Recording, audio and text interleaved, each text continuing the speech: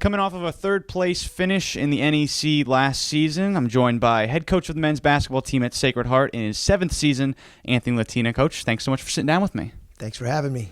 Before we turn the page to this year, I kind of want to touch upon a little bit of last year just as some closing thoughts, going 11-7, finishing third in the conference after being picked to finish 9th preseason.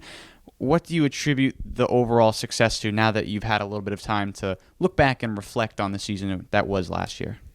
There was a lot of new faces that performed at a very high level for us, and our returning players like Sean and Kinnan improved. So it was a good formula for success. So that's what we hope continues to happen, is that our returning players have improved this upcoming season from last year. You know, generally speaking, in our league, the teams that have the best years are when their upperclassmen have good seasons. I think that will still hold true for us and certainly for most of the league. So if our upperclassmen, like Kinnan, like Jarrell, like Zach Radz, like EJ, can have really good years for us, I think we have a chance to hopefully take the next step and be a little improved from even the year before. Yeah, and going right into the preseason poll and leading up to the season, there are rumblings and talk that Sacred Heart may be top 2, top 3 in the league, possibly be the preseason favorite to win the league. How do you manage those kind of expectations when they come for a team that, while you do have some upperclassmen leadership, you still are very young in the backcourt and beyond? Well, you know, I know coaches says it really doesn't matter if you pick first, second, third, or ninth for that matter. However, it does create a different expectation, a different perception.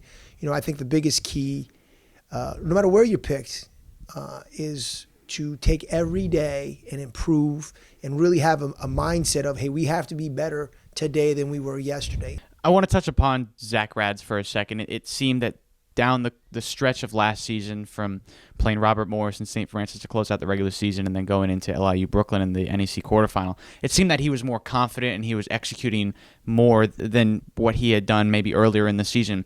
How does his maturity, along with the leadership of Kinnan and Jarrell, benefit a team that is still going to have a lot of underclassmen?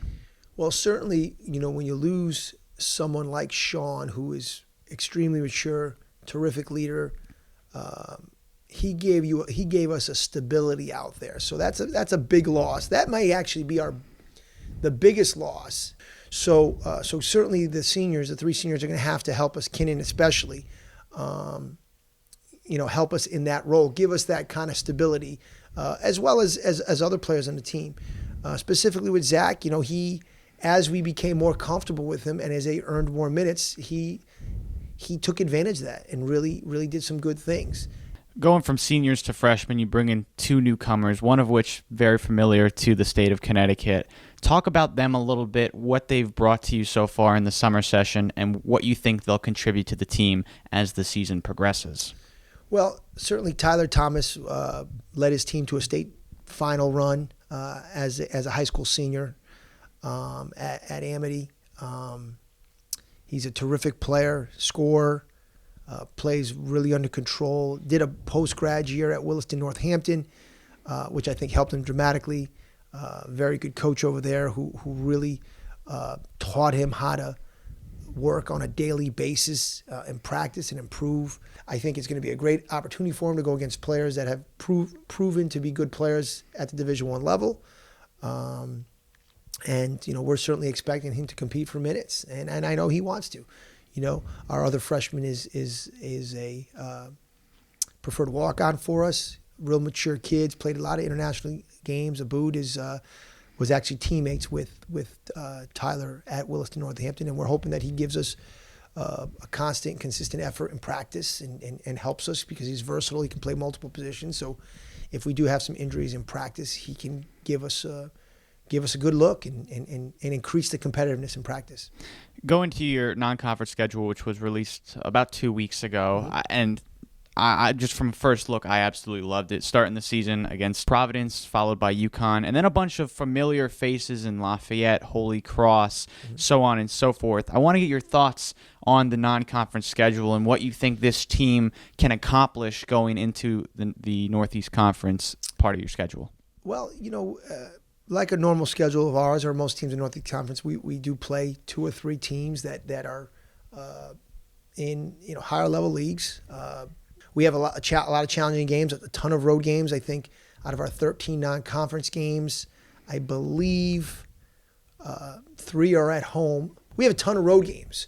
And typically in college basketball, it's tough to win on the road. So, for us to have a decent non-conference record, we're going to have to win some road games. Obviously, with the depth that your team has and the leadership you have, what's going to be the biggest key to remaining consistent throughout the season and get to the part where you're able to play your best basketball in March and possibly make the NCAA tournament for the first time in the program's history at the Division I level?